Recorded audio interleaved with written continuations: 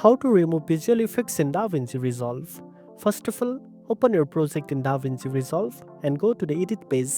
This is where all your clips and effects are organized in the timeline. Next, locate the clip that has the visual effect you want to remove. Click on the clip to select it, then head over to the inspector panel, which is usually on the top right side of the screen. Now, go to the Effects tab.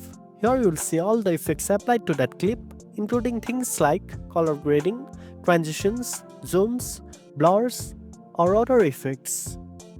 You can disable each effect by toggling off the switch next to it, or remove it completely by clicking the small bin icon. If the effect was added using nodes in the color page, go to the color page and look at the node tray. You can select the node with the effect and simply delete it by right-clicking and choosing Delete Node or pressing backspace on your keyboard. In case the effect was added in the Fusion page, switch to Fusion and you will see the node structure for your selected clip. Locate the node responsible for the visual effect like glow, blur, or color corrector. Click it and press delete.